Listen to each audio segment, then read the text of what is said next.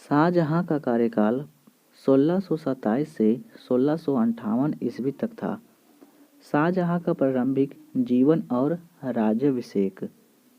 शाहजहाँ का जन्म लाहौर में 1592 में मारवाड़ के राजा उदय सिंह की पुत्री जगत गोसाई यानी जोधाबाई के गर्भ से हुआ था। शाहजहाँ का बचपन का नाम खुर्रम था। दक्षिण भारत के अहमदनगर के वजीर मलिक अंबर के विरुद्ध सफलता से खुश होकर जहांगीर ने खुर्रम को शाहजहाँ की उपाधि प्रदान की गई। शाहजहाँ का विवाह 1612 में नूरजहाँ के भाई असफ खां की पुत्री अर्जुम्मा बानो बेगम के साथ हुई थी, जो इतिहास में मुमताज महल के नाम से विख्यात हुई। शाहजहाँ ने उन्हें मलिका ए जमानी की उपाधि दी थी। खुर्रम को हिसार और फिरोजाबाद का जागीर दी गई और सामान्यतः युवराज को ही दी जाती थी। 1627 ईस्वी में जहांगीर की मृत्यु के बाद मुगल इतिहास में पहली बार उत्तराधिकारी के मुद्दे पर खुर्रम, शाहजहाँ और राजकुमार शहरयार के मध्य युद्ध हुआ। 1627 में पिता जहांगीर की मृत्यु के समय शाहजहाँ दक्षिण भारत में था। यहाँ दिल्ली में जहांगीर की मृत्यु के बाद नूरजहाँ ने राजकुमार शहरयार को उत्तराधिकारी घोषित कर दिया गया। शाहजहाँ ने असफ खां वकील तथा राज दीवाना ख्वाजा अब्बुल हसन की सहायता से उसका विरोध किया और अंततः युद्ध में विजयी होने के बाद उसने सत्ता ग्रहण की। 1628 ईस्वी में शाहजहाँ अब्दुल मुजफ्फर शहाबुद्दीन मुहम्मद साहिब किरान ए सानी की उपाधि धारण किया और करके गद्दी पर बैठा। आगरा में शाहजहाँ का राज्याभिषेक किया गया। शाहजहाँ कालीन प्रमुख विद्रोह। बुंदेल राजपूतों का विद्रोह। शाहजहाँ के शासनकाल में 1628 में बुंदेल सरदार जूझर सिंह के नेतृत्व में बुंदेलों ने शाहजहाँ के विरुद्ध विरोध कर दिया। विद्रोह को दबाने के लिए शाहजहाँ ने बुंदेलखंड की कठिन भौगोलिक परिस्थितियों के कारण प्रत्येक दिशा में बुंदेलखंड पर आक्रमण करने का आदेश दे दिया। शाहजहाँ ने स्वयं इस अभियान का नेतृत्व किया। अंततः 1629 ईस्वी में झुझर सिंह ने आत्मसमर्पण कर दिया। झुझर सिंह ने 5 वर्ष तक वफादारी से मुगल बादशाह की सेवा की और दक्षिण के युद्धों में भाग लिया। 1634 में वह अपनी राजधानी ओरछा वापस चला गया और 1635 में उसने गोंडवाना पर आक्रमण कर उसकी राजधानी चौरागढ़ को जीत लिया तथा शासक प्रेम नारायण को मार दिया। एक अधीनस्थ शासक दूसरे अधीनस्थ शासक पर बिना बादशाह की आज्ञा के आक्रमण करे, यह मुगल नीति के अनुसार अपराध था। अतः शाहजहाँ ने उसे गोंडवाना के दरबार में जागीर देने को कहा, जिसे मानने से झुझर सिंह ने इनकार कर दिया। अंततः मुगल सेना ने औरंगजेब के नेतृत्व में आक्रमण किया और 1635 ईस्वी में यह विद्रोह समाप्त हो गया। औरंगजेब की यह पहली राजनीतिक विजय थी और पहली बार उसने मंदिरों को तोड़कर मस्जिदों का निर्माण करवाया। बुंदेल का सबसे प्रभावी विद्रोह औरंगजेब के शासनकाल में छत्रसाल के नेतृत्व में हुआ था। खान ए जहां लोदी का विद्रोह।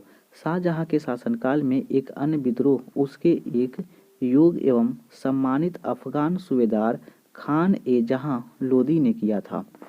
खान ए जहां लोदी ढक्कन का सूबेदार था। उसने बुंदेला विद्रोह दबाने में शाहजहाँ के साथ दिया था। शाहजहाँ ने उसे खान ए जहां यानी खान जहां को दरबार में आने का आदेश दिया। दरबार में पहुंचने के बाद वे सम्मान प्राप्त नहीं हुआ जो जहांगीर के समय उसे प्राप्त होता था। अपने जीवन के खतरे को भांपते हुए खान ए जहां ने बादशाह की आज्ञा के बिना दक्षिण की ओर भाग खड़ा हुआ। शाही सेना ने उसका पीछा किया और चंबल नदी के किनारे युद्ध हुआ, लेकिन खान ए जहां भागकर अहमदनगर पहुंच गया। अंततः 1631 में खान ए जहां मारा गया और उसी के साथ विद्रोह समाप्त हो गया। पुर्तगालियों का विद्रोह। पुर्तगाली बंगाल में लंबे समय से व्यापार कर रहे थे। मुगल बादशाह की तरफ से उनको नामक व्यापार का एकाधिकार प्राप्त कर दिया गया था। कालांतर में पुर्तगाली मुगल बादशाह के लिए समस्या उत्पन्न करने लगे। उन्होंने भारतीयों को जबरदस्ती ईसाई बनाना प्रारंभ कर दिया और बाजारों में लूटमार प्रारंभ कर दी। शाहजहां ने 1632 ईस्वी में उनके विद्रोह को दबाने का आदेश दिया। अंततः लगभग 4 माह के बाद हुगली पर अधिकार कर लिया गया। सिख विद्रोह। सिख विद्रोह 1628 ईस्वी में शाहजहां के शासनकाल में ही आरंभ। एक साधारण घटना से सिखों और शाहजहां के बीच शत्रु भाव उत्पन्न हो गया। कारण सिर्फ यह था कि शाहजहां का प्रिय बाज उड़कर गुरु हरगोविंद सिंह के 6वें सिख गुरु के खेमे में चला गया था, जिसे गुरु ने देने से इनकार कर दिया। गुरु गोविंद सिंह ने कुछ मित्र बादशाह के दरबार में थे, उन्होंने समझ बुझाकर झगड़े को शांत करवा दिया। मुगल और सिखों के बीच दूसरा झगड़ा यह हरगोविंद द्वारा श्री गोविंदपुर नामक एक नगर बसाने को लेकर हुआ। गुरु गोविंद सिंह को आज्ञा दी कि वह नगर निर्माण को बंद करे। उनके इनकार करने पर आक्रमण किया गया, परंतु इस बार फौजदार अब्दुल्ला खां की सेना परास्त हुई। गुरु हरगोविंद ने मुगलों को तीसरा झगड़ा इस कारण से हुआ कि बंदी चंद्र नामक पर कुखायत डकैत ने, जो कि गुरु गोविंद सिंह का शिष्य था, शाही घुड़साल को 2 बहुत अच्छे घोड़े चुरा कर गुरु को भेंट कर दिया और गुरु ने स्वीकार कर लिया। इस शक्तिशाली मुगल सेना गुरु को हरगोविंद के विरुद्ध भेजी गई थी और इसी बार भी मुगल की हार हुई। लेकिन जल्द ही गुरु गोविंद सिंह को युद्धों को निरर्थकता समझ में आ गया और अपने नए उभरते सिख धर्म को विकास और रक्षा के लिए कीरतपुर, जो कि कश्मीर के पहाड़ियों में स्थित था, जाकर बस गए। इस प्रकार शाहजहां के काल के दौरान मुगल और सिख धर्म के बीच तनाव उत्पन्न हो गया। साम्राज्य विस्तार। दक्षिण भारत। अहमदनगर। अकबर और जहांगीर के साम्राज्यवादी नीति को शाहजहां ने भी आगे बढ़ाया। माना जाता है कि जब खान ए जहां लोदी ने विद्रोह किया था तो दक्षिण भारत में अहमदनगर के शासक मुर्ताजा निजाम शाह ने उसकी सहायता की थी। मुगलों को अहमदनगर पर आक्रमण के लिए यह बहाना पर्याप्त था। शाहजहां ने महाबत खां को नेतृत्व में अहमदनगर पर आक्रमण किया और अंततः 1633 ईस्वी में उसे जीतकर मुगल साम्राज्य में मिला लिया तथा सुल्तान हुसैन शाह को ग्वालियर के किले में कैद कर दिया गया। गोलकुंडा। गोलकुंडा अहमदनगर के साम्राज्य में मिलाने के बाद शाहजहां ने गोलकुंडा पर दबाव डाला। अंततः 1636 में गोलकुंडा के शासक शेख अब्दुल्ला कुतुब शाह ने मुगलों से संधि कर ली। गोलकुंडा पर अधिकार हो जाने के बाद शाहजहां औरंगजेब को दक्षिण का सूबेदार नियुक्त करके दिल्ली चला गया। कालांतर में गोलकुंडा के वजीर मुहम्मद सईद मीर जुलामा ने शाहजहां के कोहिनूर हीरा भेंट किया था। बीजापुर। बीजापुर ने हमेशा ही मुगलों के विरुद्ध अहमदनगर को सहायता प्रदान की। यह कार्य मुगल सत्ता की अवहेलना थी। परिणामतः बीजापुर के शाह अपनी राजधानी में असफ खां द्वारा घेर लिया गया था। हालांकि बीजापुर को मराठा सैनिकों की सहायता के कारण मुगल सेना घेर उठा लेना पड़ा और फिलहाल अभी बीजापुर राज बच गया था। 1636 में बीजापुर ने अपने दूसरे अभियान में शाहजहां स्वयं दौलताबाद गया और 1636 में बीजापुर अपनी पुरानी ताकत खो चुका था। बीजापुर के शासक मोहम्मद आदिल शाह का नियंत्रण अपने सरदारों पर पूर्णरूपेण नहीं था। इसी समय शाहजहां ने बीजापुर पर आक्रमण किया। अंततः 1636 में बीजापुर ने मुगल आधिपत्य स्वीकार कर लिया। उसी वर्ष गोलकुंडा ने भी मुगलों से संधि कर ली और शाहजी भोसले ने मुगलों से संधि करके बीजापुर की सेवाएं स्वीकार कर ली। 1636 के समय मुगलों की दक्षिण नीति के संबंध में महत्वपूर्ण था। धातत्व है कि औरंगजेब को 2 बार दक्षिण का सूबेदार बनाया गया था। प्रथम बार 1636 से और दूसरी बार 1653 से 56 तक। शाहजहां का दक्षिण अभियान सफल माना जाता है।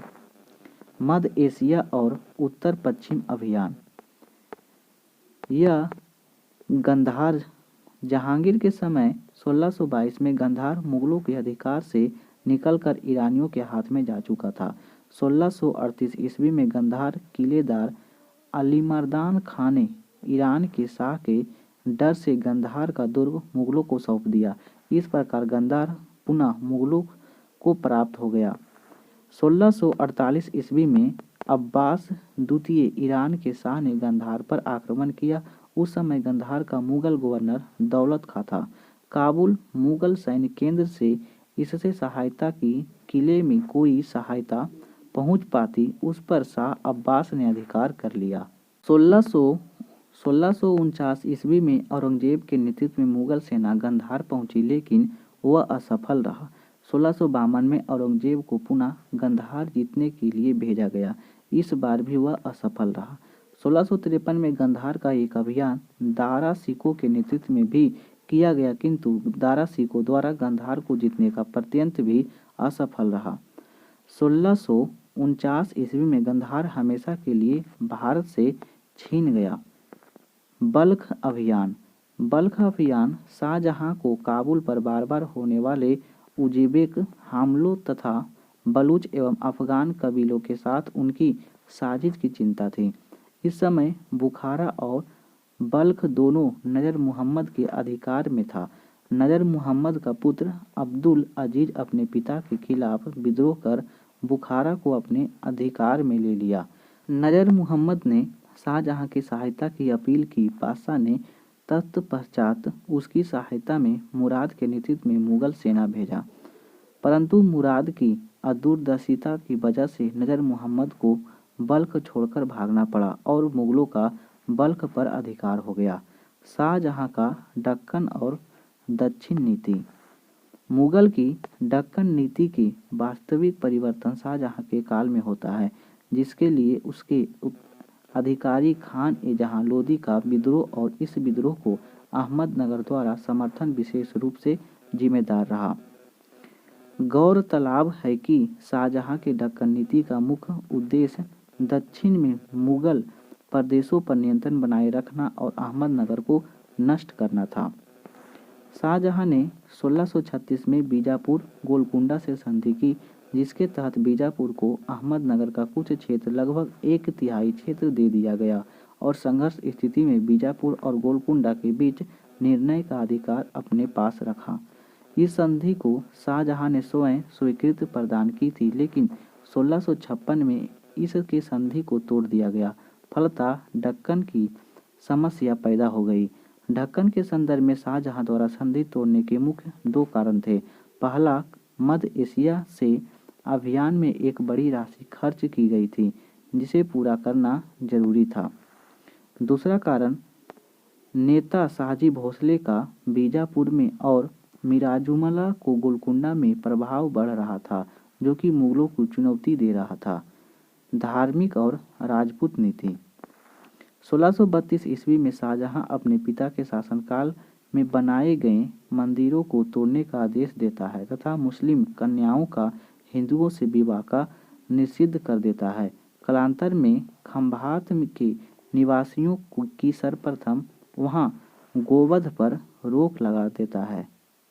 अकबर द्वारा मुगल काल में अपनाई गई सिजदा को समाप्त कर चारा-ए-तस्लीम की परंपरा शुरू कर दी। अकबर द्वारा प्रारंभ इलाही संवत की जगह पुनः हिजरी संवत अपनाता है।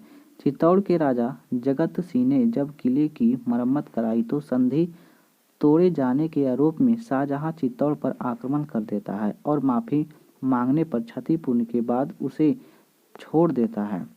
शाहजहां ने किसी भी राजपूत को सूबेदार का पद नहीं दिया था। अपवाद स्वरूप राजा रघुनाथ को शाही दीवान जैसा महत्वपूर्ण पद दिया गया था। शाहजहां के दरबारी कवि पहले कुदासी था, परंतु बाद में अब्दुल कालीन हो गया था। शाहजहां का दरबारी इतिहासकार अब्दुल हमीद लाहौरी था। वस्तुतः उसके समय इतिहासकार थे कदीरी, लाहौरी और बारिश। कृषि विकास के लिए शाहजहां ने सिंचाई व्यवस्था पर ध्यान दिया और फैज नामक नहर खुदाई तथा एक दूसरे नहर ए साहिबा को ठीक करा कर 60 मील लंबी कराकर उसका नाम नगर ए शाह रखा। मनसबदारी व्यवस्था में जम्मा और हसील के बढ़ते अंतर के कारण उसने महीने अनुसार तिमाही छमाही का नियम लागू किया और साम्राज्य में दूरी के अनुसार मनसब दरों को सवार पदों की कटौती की।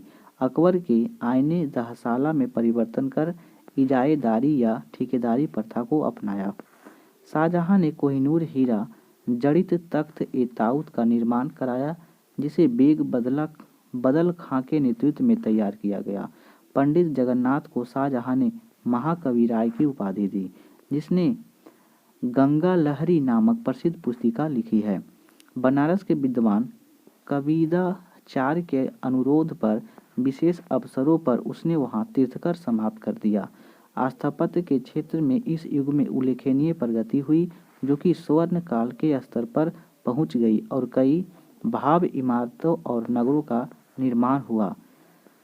अलंकृत सौंदर्य और संगमरमरीकरण की तीव्रता आई। शाहजहां के शासनकाल में साम्राज्य में पड़े भीषण अकाल की चर्चा लाहौरी और विदेशी यात्री पीटर मुंडी ने की है। शाहजहां ने प्रतिष्ठा विद्वान सादुल्लाह खां के दीवान के रूप में नियुक्त किया था। शाहजहां ने कश्मीर को लाहौर से और भट्टा को मुल्तान से, उड़ीसा को बंगाल से अलग कर 3 नए सूबे बनाए, जिसमें मुगल साम्राज्य में सूबे की संख्या 18 हो गई। शाहजहां ने मुगल साम्राज्य को राजधानी आगरा से दिल्ली स्थानांतरित की तथा शाहजहानाबाद नगर की स्थापना किया। 52 उपनिषदों का फारसी अनुवाद किया तथा संभवतः कुछ संस्कृत के पंडितों की सहायता से शाहजहां के शासनकाल में दारा सिकोह सिर-ए-अकबर शीर्षक के तहत किया गया था। दारा सिकोह शाहजहां का सबसे बड़ा पुत्र था। नेल्पुन ने द्वारा सिकोह को लघु अकबर की संज्ञा दी है। शाहजहां ने दारा सिकोह को शाह-ए-बुलंद इकबाल की उपाधि प्रदान की। मज्म-उल-बहरीन दारा की मूल रचना है। उत्तराधिकार का संघर्ष। दारा सिकोह, शाह जूसा, औरंगजेब तथा मुराद बख्त शाहजहां के 4 पुत्र थे। उत्तराधिकार की लड़ाई शाहजहां के जीवन काल में ही आरंभ हो गया था। सितंबर 1657 में शाहजहां की बीमारी से लेकर अगले 1 साल तक उत्तराधिकारी का संघर्ष चलता रहा। शाहजहां के 4 पुत्र एक ही माता के गर्भ से उत्पन्न हुए थे, तथापि वे सिंहासन के लिए अपना अधिकार छोड़ने को तैयार नहीं थे। इस समय दारा पंजाब, मुरादा गुजरात, औरंगजेब दक्षिण भारत और शाह शुजा बंगाल का राज्यपाल था। इन चारों पुत्रों के दारा अपने पिता का विश्व पात्र था और वह पिता के साथ आगरा में ही अधिकांश समय रहता था। यही कारण है कि शाहजहां जब बीमार हुआ तब उसने दारा सिकोह को शासक नियुक्त किया और कहा कि मेरी अनुपस्थिति में यही शासन का संचालन करेंगे, और बाद में उसे अप्रत्यक्ष रूप से उत्तराधिकारी भी घोषित कर दिया गया था।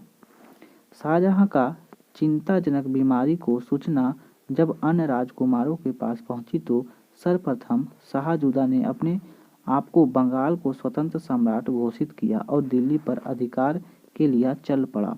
औरंगजेब ने भी समाचार पाकर दिल्ली की ओर प्रत्यास्थान किया। हालांकि अभी तक औरंगजेब ने अपने आप को सम्राट का पद ग्रहण करने की कोई घोषणा नहीं की थी। सर्वप्रथम 1658 में शाह शुजा को बनारस के पास बहादुरपुर में मुगल सेना ने पराजित किया।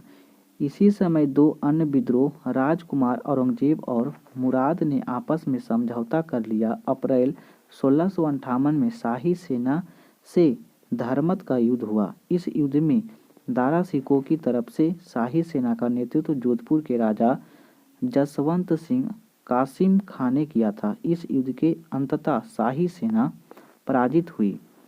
1658 में दारा सिकोह ने सामूगढ़ के युद्ध में औरंगजेब के हाथों पराजित हुआ। औरंगजेब ने धोखे से मुराद को भी कैद कर लिया।